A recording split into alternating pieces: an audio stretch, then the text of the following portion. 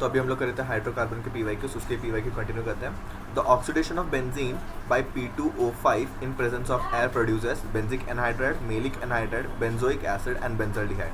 तो हमें ये आपका प्रॉपर्टी पता रहना चाहिए। बेंजीन का अगर हम लोग ऑक्सीडेशन करेंगे तो 2C6H6 प्लस 9O2, ओके, ये मैं डायरेक्टली आपको ये लिख रहा हूँ बैलेंस्ड वाला, एट आपका 410 डिग्री सेल्सियस, ओके, P2O5 के प्रेजेंस में इन एयर में ऑक्सीजन रहेगा। तो क्या बनेगा आपका CHCOO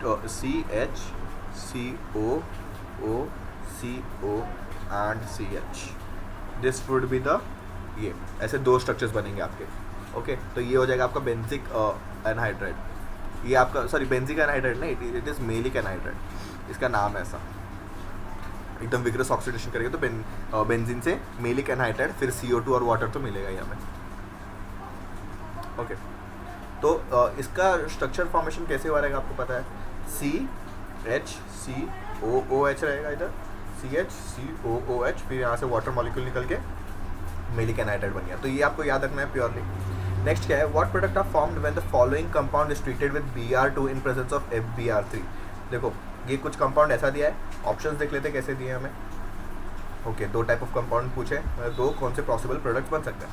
तो देखो यहाँ पे पहले तो ये सब का नेचर क्या है, प्लस आई नेचर है, ओके। फिर आपका रीजेंट क्या है, Br2 in presence of FeBr3, Br2 in presence of FeBr3 है। तो इसका काम क्या हो जाएगा, Fe यहाँ से आपका Br प्रोड्यूस करेगा, Br प्लस, ये इलेक्ट्रोफाइल इधर जाके अटैक करेगा, ओके। इलेक्ट्रोफाइल अटैक होगा तो ये कहाँ पे जाना चाहेगा, this position is plus I, okay. देखो Br प्लस आ रहा है और ये प्लस आई दे रहा है, तो इलेक्ट्रोफाइल के लिए अच्छा है ना, इलेक्ट्रॉन डेंसिटी अगर बढ़ रहा है तो इन लोग distance dependent, since it is distance dependent, ये इधर भी दे सकता है, इधर भी दे सकता है। बट आपको ये भी याद रखना है कि हिंडरेंस भी होगा, क्योंकि मिथाइल ग्रुप भी थोड़ा बड़ा ही रहता है, क्योंकि अभी हम लोगों ने कंसाइज करके रखा है, बट उसका कुछ ऐसा C, फिर 4 टेट्राहाइड्रल बॉन्ड्स रहेंगे ऐसे, और दूसरा ये वाला C, उसके 4 टेट्राहाइड्रल बॉन्ड्स ऐसे। तो यहाँ पे ग्रुप तो आना पॉसिबल है नहीं। फिर दूसरा ग्रुप कहाँ आ सकता है, इसके इस नेबर पे, इसके इस नेबर पे, इन दोनों के दो नेबर है, बट ये कॉमन है, ये कॉमन पे दोनों का प्लस आई है, बट ये स्टेरिक हिंड्रेंस की वजह से यहाँ नहीं आएगा। तो एक प्रोडक्ट यहाँ बनेगा, एक प्रोडक्ट यहाँ बनेगा। तो ऑप्शन नंबर में ढूंढो कहाँ पे ऐसा प्रोडक्ट देखने मिला है। देखो यहाँ पे देखने मिल रहा है, बट यहाँ पे कैसे आएगा, ये डिस्टेंस डिपेंडेंट हो गया ना, दोनों से थोड़ा बहुत दूर है, तो इस पर प्लस आई इतना इफेक्ट नहीं डालेगा। तो देखो इस पे, इसके पास में है क्या, इसके पास में, तो option number C would be the correct answer. Now the radical this is aromatic because it has, ये एरोमेटिक क्यों है, क्योंकि इसके पास एक ऑर्बिटल है, okay, 7 p orbitals and 6 unpaired electrons. अच्छा, इनके भी ऑर्बिटल्स काउंट करने के हमें, तो हमें पता है बेंजीन के पास 6 p ऑर्बिटल्स होते हैं और इसके पास एक p ऑर्बिटल, तो 7 p ऑर्बिटल्स, ठीक है। ऑप्शन नंबर C और D तो कट गए।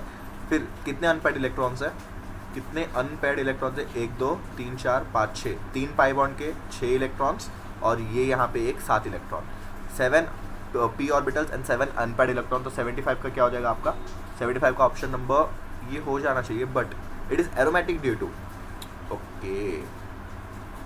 अगर आपने ये टिक कर दिया ऑप्शन नंबर B, गलत हो जाएगा, क्योंकि इसने बोला कि एरोमेटिक का रीज़न होने का कारण क्या है। एरोमेटिक किसकी वजह से, बेंजीन के स्ट्रक्चर की वजह से ना, ये ग्रुप जुड़ा इसीलिए ये बेंजीन एरोमेटिक हुआ है क्या, नहीं, ये 6 की वजह से एरोमेटिक है। तो 6 p orbital and 6 unpaired electron would be correct answer.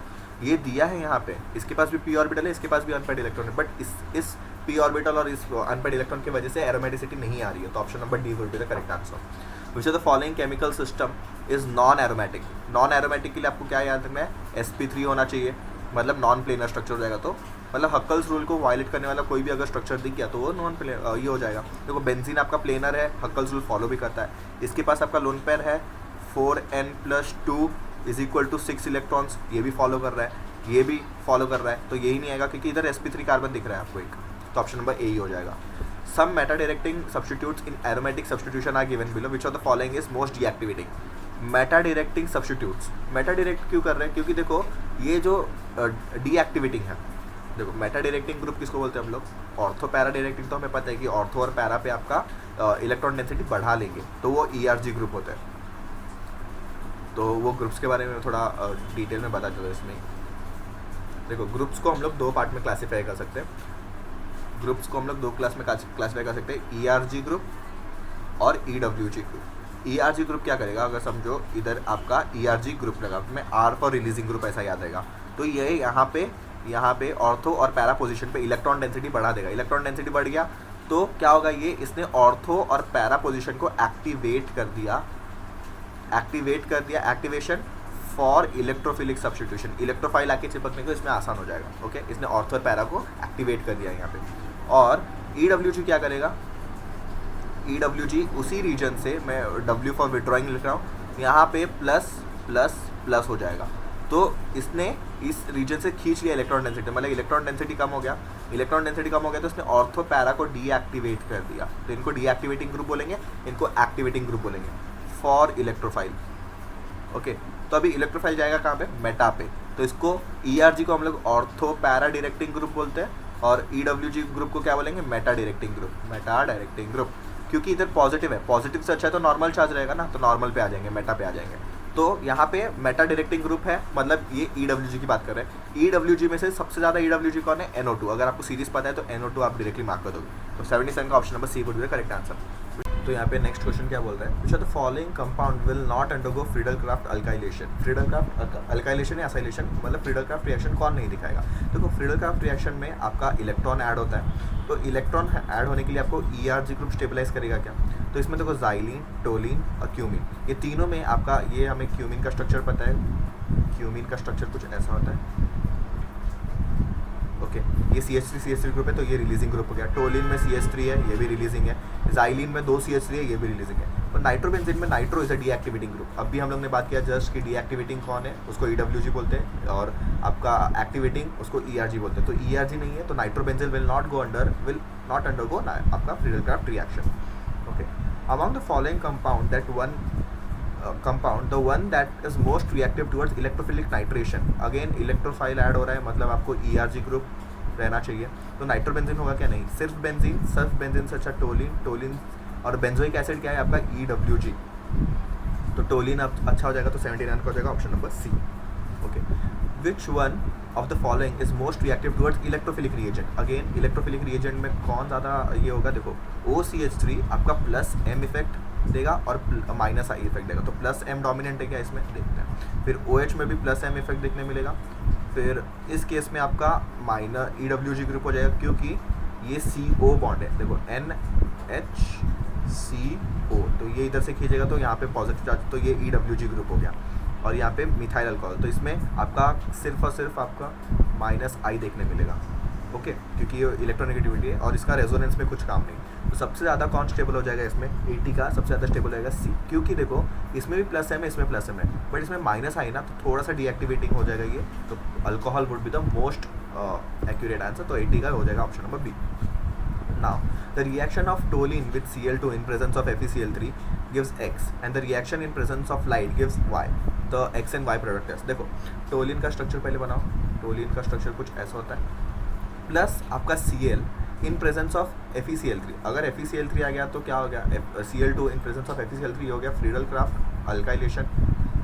Alkylation. तो क्या हो जाएगा आपका CH3Cl, ऑर्थो और पैरा प्रोडक्ट बनेगा। तो यहाँ पे देखो X क्या हो जाना चाहिए आपका, X शुड बी मेटाक्लोरोटोलिन होना चाहिए क्या, नहीं, it should be ortho and parachlorotoluene. Yes, तो ऑप्शन नंबर सी ही लग रहा है मुझे डायरेक्टली, खाली X निकाल के। फिर आपका इसने बोला कि फिर इन द प्रेजेंस ऑफ, अगर इसको ही Cl2 इन UV लाइट ले लिया तो क्या हो जाएगा, Cl2 इन UV लाइट ले लिया तो Y प्रोडक्ट बनेगा। Y क्या बनेगा आपका, देखो टोलिन है, ये जाएगा CH3, मतलब आपका सब्स्टिट्यूट हो जाएगा डायरेक्टली। तो इट इज़ रेडिकल सब्स्टिट्यूशन, ये हमें पता है Cl2 in this equal radical substitution, और in absence of UV light it goes under ये इलेक्ट्रोफिलिक सब्स्टिट्यूशन। तो ऑप्शन नंबर बी आ जाएगा, ट्राइक्लोरोमिथाइल बेंजीन हो जाएगा ऑप्शन नंबर सी।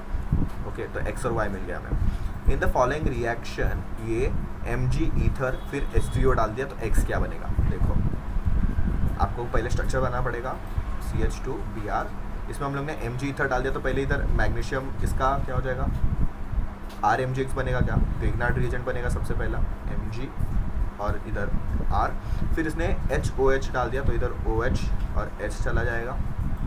ओके, H और OH चला जाएगा, क्योंकि ये पॉजिटिव चार्ज है ना, तो ये नेगेटिव लेना चाहेगा, तो ये इसके साथ चले जाएंगे ये सारे, और ये H इसके साथ आ जाएगा तो CH3, तो आपको टोलिन मिल जाएगा, तो ऑप्शन नंबर डी मिल जाएगा आपको। Which of the following is most reactive to electrophilic reagent, again देखो इसमें आपका प्लस M इफेक्ट है, फिर आपका इसमें तो कोई रेजोनेंस है ही नहीं, तो सिर्फ माइनस आई है, इसमें भी आपका EWG है, ये मैंने बोला था, ये O मिथाइल है, ओके O मिथाइल है इस केस में, देखो इस केस में आपका O मिथाइल ग्रुप है जो कि ERG ग्रुप है जो कि रिलीजिंग ग्रुप है।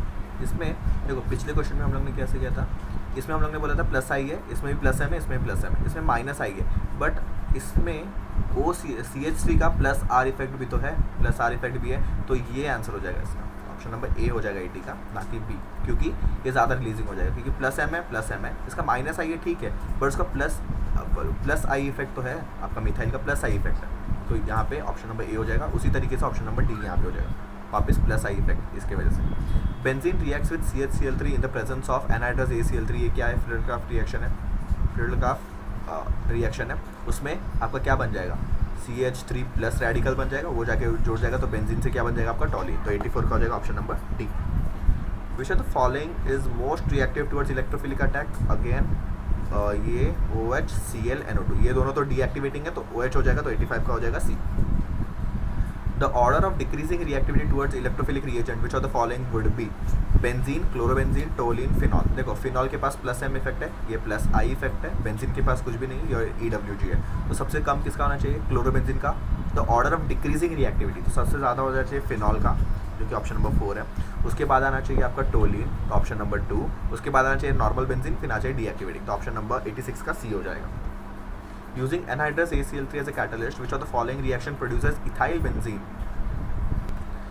हमें इथाइल बेंजीन बनाना है, मतलब फिनाइल इथाइल ऐसा कुछ बनाना है, तो हमें इथाइल रेडिकल चाहिए, तो इथाइल रेडिकल इसमें से ही मिल सकता है, इसमें से मिल सकता है नहीं, इसमें डबल बॉन्ड टूटेगा तो हमें इथाइल रेडिकल मिल जाएगा, इधर H चला जाएगा तो CH3 CH2 ये हो जाएगा, तो option number c would be the correct answer. बाकी किसमें नहीं बन सकता, क्योंकि हमें एनहाइड्रस ACl3 लेना है, अनहाइड्रस ACl3 लिया, अनहाइड्रस है तो ये वाटर H2 एक्सट्रैक्ट कर लेगा इसमें से, ओके पाई बॉन्ड ले लेगा इसमें से, क्योंकि ये आपका लिविस एसिड है, इसके पास इलेक्ट्रॉन की कमी है अभी भी, क्योंकि Al के पास आपके 3 इलेक्ट्रॉन आउटरमोस्ट में और उसमें 3 बॉन्ड बनाया, तो उसके पास 6 इलेक्ट्रॉन है आउटरमोस्ट में, तो ये आपका लुइस एसिड है, तो इधर से लोन पेयर ये ले लेगा, ओके लोन पेयर लेने के बाद यहाँ पे आपका प्लस चार्ज आ जाएगा, तो प्लस चार्ज आपको इलेक्ट्रोफाइल है, और आपको पता है benzene shows electrophilic substitution reaction, तो ये से ESR एडिशन हो जाएगा, तो C would be the correct answer. Which of the following is a free radical substitution, okay CHO मतलब अल्डिहाइड और HCN फ्री रेडिकल है क्या, नहीं, ये न्यूक्लियोफिलिक एडिशन रिएक्शन है, अल्डिहाइड और कीटोन क्या दिखाते हैं, न्यूक्लियोफिलिक एडिशन रिएक्शन। फिर इसमें आपका देखो CH3 टोलिन Cl2, ये क्या हो गया, फ्री रेडिकल रिएक्शन है। फिर देखते हैं एनहाइड्रस ACl3 और Cl3, ये आपका हो गया इलेक्ट्रोफिलिक एडिशन रिएक्शन, ओके। फिर आपका ये हो जाएगा Cl AgNO2 NO2, ये आपका एडिशन रिएक्शन ही नहीं, ये सब्स्टिट्यूशन है, Cl2 की जगह पे NO2 आ गया, तो ये सब्स्टिट्यूशन है। ये क्या हो जाएगा, देखो अभी हम लोग ने पढ़ा था पीछे भी, ये बॉइलिंग करेगा तो Cl2 इधर जाके हो गया, तो ये हो जाएगा फ्री रेडिकल रिएक्शन, 88 का हो जाएगा option number B, free radical reaction. The correct order of reactivity towards electrophilic substitution, benzene पहला first structure is aniline, second is benzene, third is आपका नाइट्रोबेंजीन। एनिलीन का स्ट्रक्चर क्या है, NH2, और आपको पता है N के पास लोन पेयर है, तो ये हो जाएगा ERG ग्रुप, तो ये तो सपोर्ट करेगा, तो 1 के बाद 2 के बाद 3 आना चाहिए, 3 सबसे डीएक्टिवेटिंग होगा, तो 1 2 3 ऑप्शन नंबर ए हो जाना चाहिए इसका। For the formation of toluene by Friedel Crafts reaction, the reactant used in the presence of ACl3 क्या होना चाहिए, बेंजीन, और आप ये लोगे तो आपको टोलिन मिल जाएगा, तो 90 का हो जाएगा option number c directly. Which of the following compound reacts slower in electrophilic substitution, slower कौन रिएक्ट करेगा, जो अपोज करेगा, जो सबसे वीक रहेगा, जैसे कि नाइट्रोबेंजीन, तो 91 का ए हो जाएगा। विच of the following compound will most easily attacked by electrophile, सबसे ज़्यादा इलेक्ट्रोफाइल अटैक कौन करेगा, देखो इसमें माइनस आई लगेगा, इसमें प्लस आई लगेगा, इसमें प्लस M लगेगा, तो ऑप्शन नंबर डी हो जाएगा directly. Which one of the following is not compatible with arenes, delocalisation of pi electron correct है, इलेक्ट्रोफिलिक एडिशन करेक्ट है, रेजोनेंस करेक्ट है, greater stability, okay greater stability है, इधर electrophilic addition है, electrophilic substitution होगा, ये हम लोग ने हाई में बोल दिया, इलेक्ट्रोफिलिक सब्स्टिट्यूशन होगा, तो option number c would be the correct answer.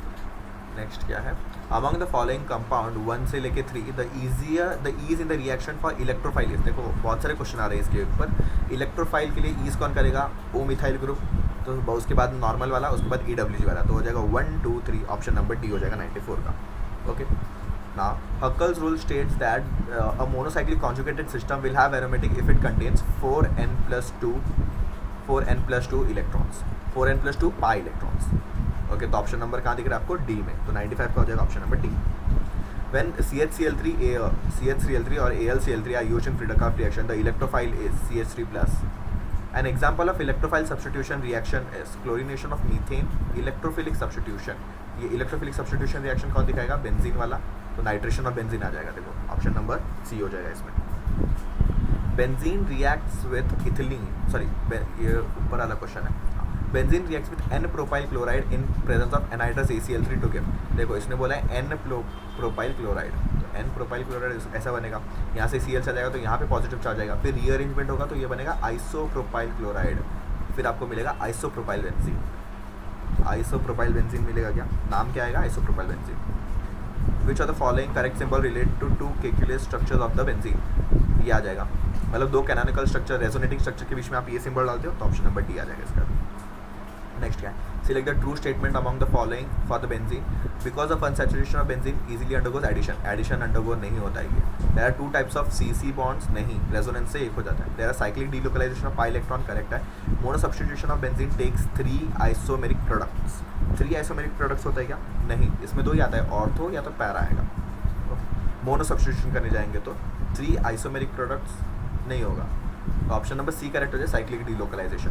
The most reactive compound for electrophilic nitration, again nitrobenzene होगा, बेंजोइक एसिड, ये दोनों तो EWG है. ये नॉर्मल बेंजीन उससे अच्छा टोलिन, क्योंकि इस पर CH3 है तो प्लस आई इफेक्ट आएगा. तो ऑप्शन नंबर डी हो जाएगा इसमें. ओके, तो यहाँ पे हो गया अपना हाइड्रोकार्बन के सारे PYQs.